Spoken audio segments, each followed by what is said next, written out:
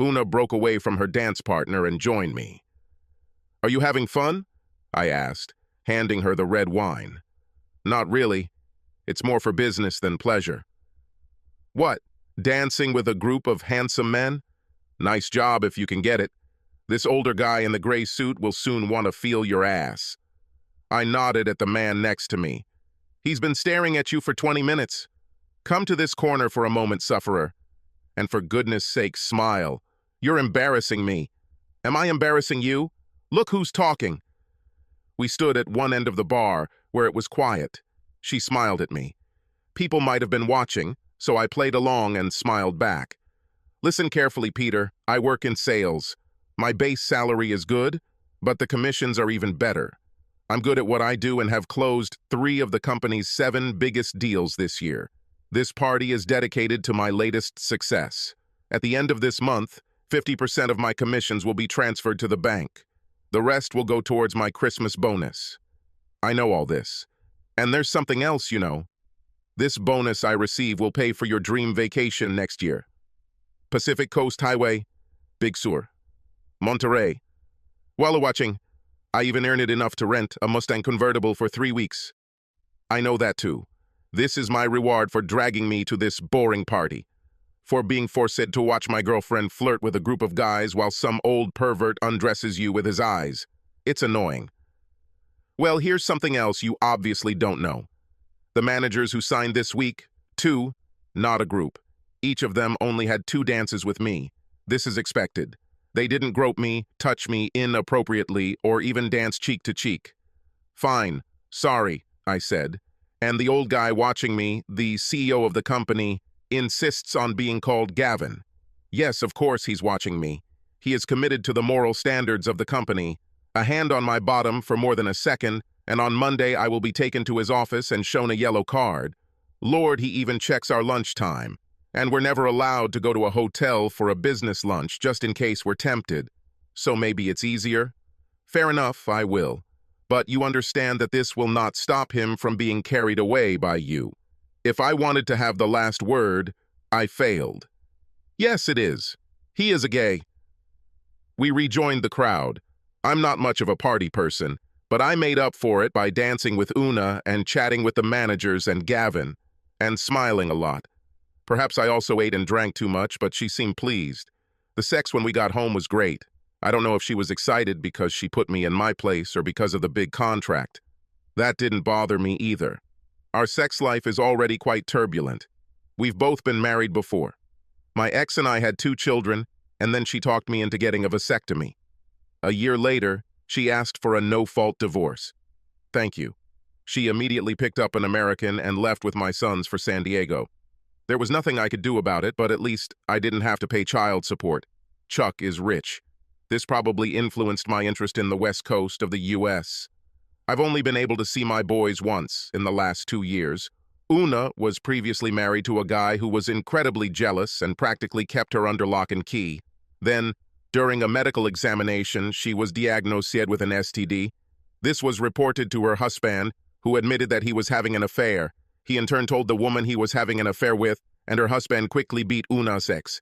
She filed for divorce on the grounds of his infidelity, but he died before the case was heard. There were rumors that the stroke was caused by the beating, but nothing could be proven. There was no life insurance, just debts. And the whole affair made her sensitive to jealousy. That's why I pissed her off at the party. We lived in our small rented apartment. The plan was to restore our financial situation and get married when we could afford to buy an apartment. Luckily, Una is not interested in having children. Her bonus and sales figures entitle her to an extra week's vacation next summer when business is down. She is more than happy to have my children join us on our trip along the Pacific Coast Highway. My ex agrees too. The next day, Saturday, Una told me even more stories about her boss. He lives quietly with a male partner. They are not married and never show their affection in public. He often sends clerks to restaurants to check who sales representatives are buying dinner for. And when they have to leave on business, he is believed to pay various hotel employees to keep track of who is in what room, whether they have visitors, and so on. It wasn't until Sunday morning that I realized I hadn't gone to the toilet the day before. I usually walk fairly regularly, and I suspect that my natural rhythms may have been disrupted by something I ate at the party. By Sunday evening, my stomach was hurting. I often stayed late at work. There was a serious failure in the computer system. It took me 6 months to get to the bottom of the problem. The initial mistake happened a year ago and grew like a lump. I was in constant contact with our branch in San Francisco, which was running a parallel system. Hence the growing fascination with their stories about the Pacific Coast Highway, which I have seen in many films. They were inclined to be sarcastic because our British system often failed, while theirs was infallible. But the end of the problem was in sight, so I had no choice but to go to work on Monday with a sore stomach. Una and I live in an old house with a terrace. The rent is low, and it was all we could afford when we first met. The house has a tiny entrance hall from which you can immediately go up the stairs to 2 bedrooms or to a living room combined with a kitchen. Between them, there is a small bar counter on which stands a huge potted plant. We don't receive guests often. A door at the back of the kitchen leads into an unusual hall. It is a square about 1 meter on a side with doors on all 4 sides. One, naturally, leads back to the kitchen. The next one is in the place with shelves where the water heater is located. My mom always called it the air closet. Then there's the door to the bathroom attached to the back of the house. It looks like a given and dates back to the days when people washed in the kitchen sink and the toilet was at the end of the garden. There is now a small shed there with the old bathtub still hanging in it. Finally, there is a back door on the side of the house that opens onto the wall between us and the neighboring house. There, on the left, on the way to the enclosed garden, you pass our bathroom. When I got home on Monday, my stomach still hurt. But Una did not report that anyone else was injured after the party. I gave up lunch and dinner, and in the evening, I finally decompressed. Well, don't you hate those sessions after which you just wipe yourself off and wipe yourself off? Half a roll of toilet paper later, I finished and did my final flush. But everything was wrong, because not everything went away. I waited and tried again, but the toilet became dangerously full. I thought its muddy contents would spill onto the floor. Time to use the plunger. Like most people, I don't enjoy this activity, but I wanted to clean the toilet before Una left. A few vigorous strokes restored the leak, and all was well. I took the shower heed. It just reached the toilet. A minute of hot water helped me clean the bowl and rinse the plunger. I washed my hands, went and made myself a sandwich. He was dying of hunger. On Tuesday, my daily routine was restored. Shit, shower, and shave, as my old grandfather used to say. And my working day was a triumph. We tested the system, and it was finally error-free. In all departments of the company, all computer functions began to work faster and faster. My boss, Cliff, was delighted and muttered something inaudible about the bonus. I, of course, would have preferred a promotion, and for this purpose, while working, I trained an assistant, Eric. Now he knew how to find and fix problems just as well as I did. Almost. That evening, I invited Una to dinner, but he didn't mention success at work. I thought it best to wait and see if more money was on the horizon. Arriving home, we sat down in front of the TV. "Just time to go to the toilet," she said as the opening credits rolled. She returned when the movie started. "Sorry, Pete. The toilet is clogged and you are the man with the plunger. Please keep an eye on this, okay?" "Certainly. I leave during the first commercial break. But I don't feel comfortable leaving it like this." "Oh, please." And I went and did my duty in the toilet again. It took several dips in the plunger, 3 rinses, and a quick shower. On Friday morning, it clogged again, and I called our landlord from work. "Listen, Peter, it's in your lease. But right now, I'm off my feet and won't be able to come until the end of next week. How do you feel about doing it yourself?" "I'm not going to crawl through a sewer, Len." "You don't need to. Last time I saw what cost it. It's not very pleasant, but it's not difficult at all." "Continue." "There's a square inspection hatch behind your back door. He serves your door and the next door. They pass under the dividing wall. Your toilet flushes into a sewer pipe that goes directly to this entrance. There is a small concrete shelf under the cover at the end of each pipe. This is where the clog usually collects. The amazing thing is how close to the surface it is in these old houses. What you wash off goes a few centimeters under the path. Okay, I'll try. Thank you. Let me know how you're doing. By the way, there is a long metal pole in the closet hidden behind your water heater. It lifts the lid and can also scrape out clogs. The work project was completed. I got up early for once and found a pole. I stood at the back door and the square hatch came off easily. What was revealed was exactly what Len described. To the left of the square hole was a round pipe that went straight into the depths of the sewer. It created a curved shelf above and to the left where the drains from my apartment and my neighbor's apartment came out.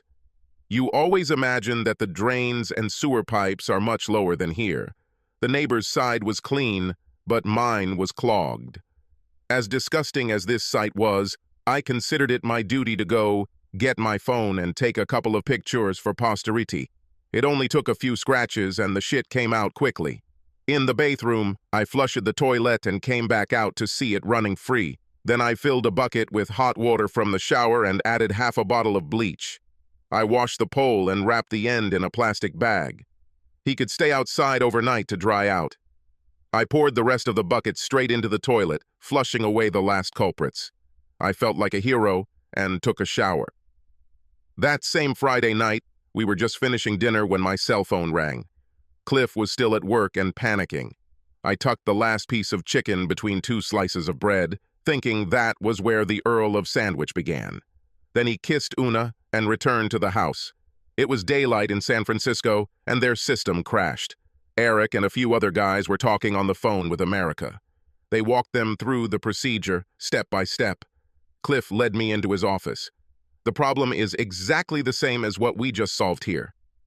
We? Okay, Peter, you and Eric sorted it out. What are the consequences of downtime? How did you solve this problem here? I ran a parallel system so that I could work on the original while the office continued to work. It wasn't ideal because I had to take time away from renovation work to deal with the inevitable office glitches, 8 to 10 times a day, although this dwindled to 2 or 3 as we neared the finish line. Can the Americans fix it faster? We now know what caused it, right? No, I always knew the reason. I had to repair everything piece by piece, sort of working in reverse. It took 6 months, and this, despite the fact that I worked a lot of overtime. Then let's get down to business, Peter. What is the best way to get America to where we have just reached? And I mean internal work, without external contractors. You will need paper and pen. He took them out. Promote me to manager, with a corresponding increase in salary, plus a reasonable allowance abroad. Send me to San Francisco, and I guarantee that I will repeat what I achieved here. But I'm not going to exhaust myself by working all hours again. Tell them that I will help them every day. But it will take a year to completely fix it. During this time, I can keep them running and troubleshoot problems along the way. I will expect to choose my own hours of work. They can count on several Friday and Monday lunch breaks. And I still want to take a full vacation. I suspected it might be something like this. What else? I want them to provide me with a car and a 3-bed apartment not far from my place of work. 2 competent assistants will reduce the project to 9 to 10 months. I can finance your salary increase and travel arrangements. And I'm sure that they will find 2 assistants and provide you with a rental car. But short weeks and 3 bedrooms? They won't like it. You are the boss. You have to tell them that's the way it's supposed to be. This can be done faster if they bring in specialists, but it will cost them, us, much more than my proposal. It's not about me speeding up and down the Pacific Coast Highway. It's about spending time with my boys. Tell me on Monday how things are. I don't think I've ever been so determined with Cliff, but I was confident that I would get what I wanted. I was the center of attention. They could get the job done in 2 months if they were willing to throw a ton of money at the problem and tolerate at least a week of downtime. But my demands will cost less. If they can't satisfy me, maybe I'll leave and try my luck elsewhere. Cliff should know about this. When I returned, Una was in a playful mood, but I was not in the mood. I was deliberately vague about my problems at work. She was never interested in technical issues. Over the weekend, I also postponed sex, citing the fact that my stomach hurt again. She looked especially sexy on Monday morning. "You look very glamorous. Party again?" "Hardly. I need one more deal. 2 guys come from Italy. If I can do this, I will be the unrivaled salesperson of the year. Rob, my closest competitor, should have done this. But I told the CEO that I wasn't happy that he would get it because I don't know much Italian. He said he was trying to even the odds." "Doesn't sound very businesslike. This is not a game." "That's what I said. Anyway, poor old Rob sprained his ankle. Gavin called me yesterday and he doesn't want these guys getting pitched by someone in a cast. He called the Italians, and they expected his best saleswoman to meet them at the airport. I'm happy for you. Will they sign the contract today?" "No. They will arrive at lunchtime and I will bring them to the office to meet Gavin and look at our conditions. From there, go straight to dinner at their hotel. Gavin will be there, of course, making sure I don't sneak into their room. Then they will have an early night and I will be home until 9. Won't he make sure you don't come back and visit them? He'll probably have someone at the hotel to keep an eye on them. As for me sneaking back to the hotel, you'll have to make sure I stay home. I can do it. I hope that didn't mean she would want sex. I'll have to come up with an excuse. My main meeting is tomorrow at their hotel. Not in their room, of course. Gavin booked one of their public meeting rooms. I will perform myself. I can buy them lunch and take as much time as needed. And of course, one of the staff will keep an eye on us, dropping by every 10 minutes with coffee and cookies.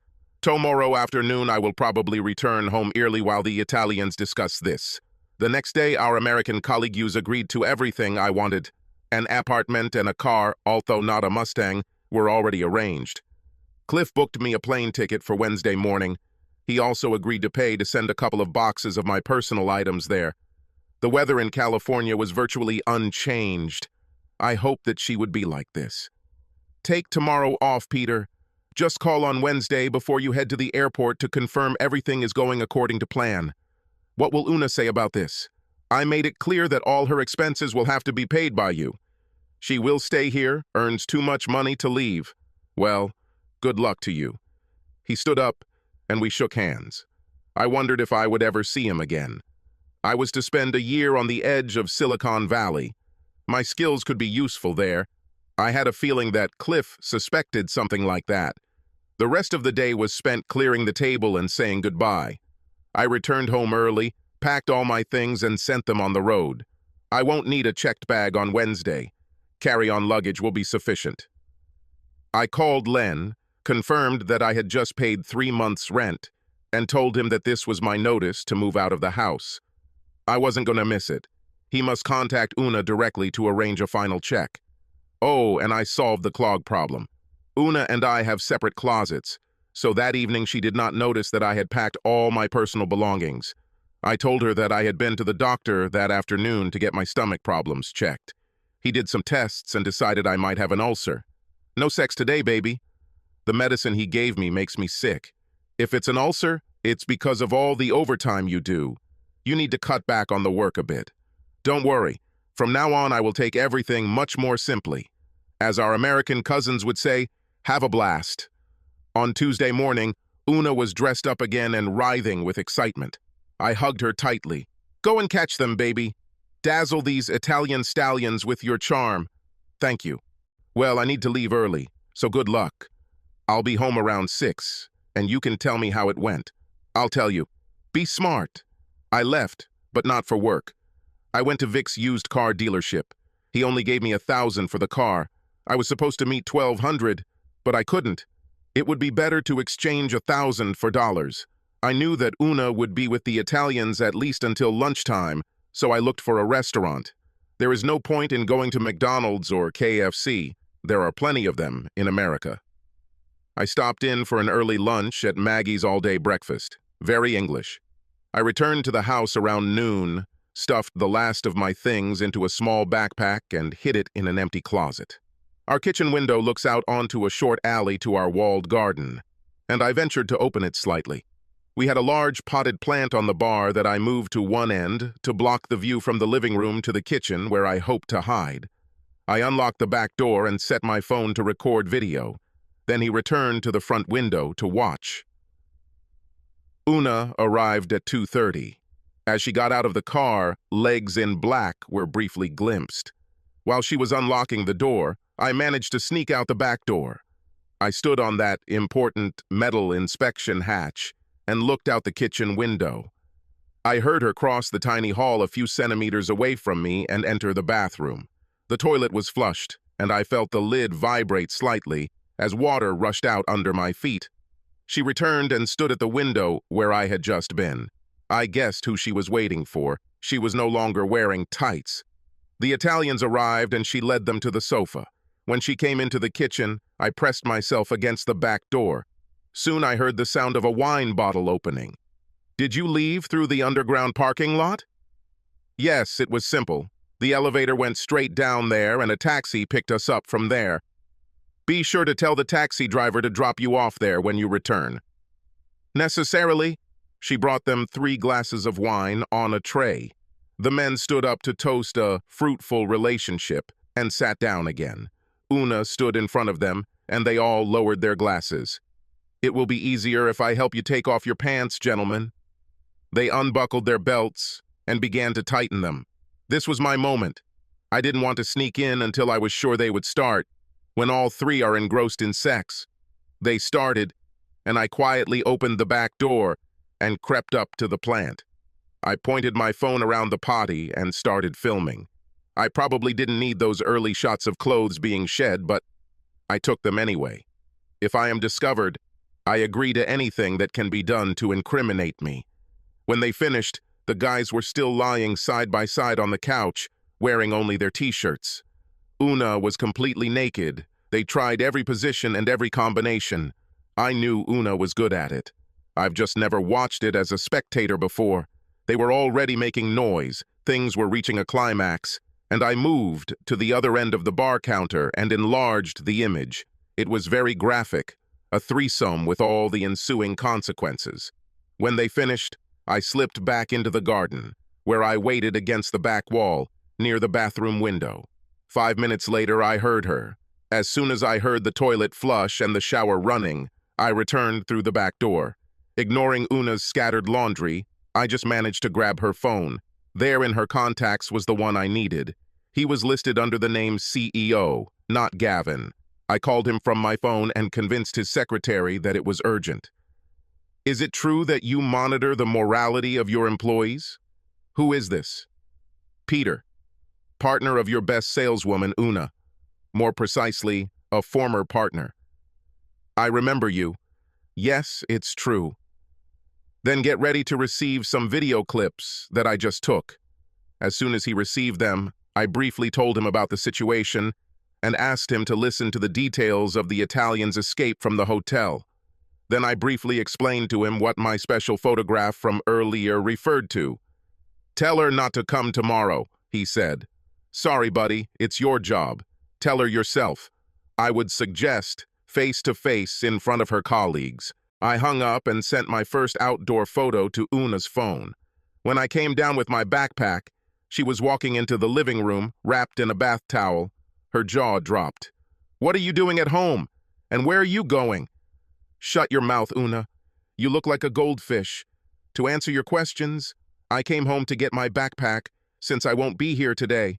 I'll spend the night in the same hotel where your Italian friends live. But when I get there, I'll use the front door, and not through the parking lot." Her mouth opened even more. "But why? What's happening?" "All the explanation you need is in the photo I just sent to your phone." I looked down at him lying on the couch. "Bye." I walked out the front door one last time, whistling, "California, Here I Come." Without a car, of course, I had to walk to the hotel. I didn't see any Italians that evening. I wondered if Una would show up to meet me, but there was no sign of her. Quite understandable under the circumstances. The next morning, I went to the airport. Una had a bad day ahead of her: work, bonuses, renting a house. In the taxi, I smiled and took another look at the photo I had sent her. An open inspection hatch and a blockage directly above the sewer. A lot of brown paper could be clearly seen, and half a dozen used condoms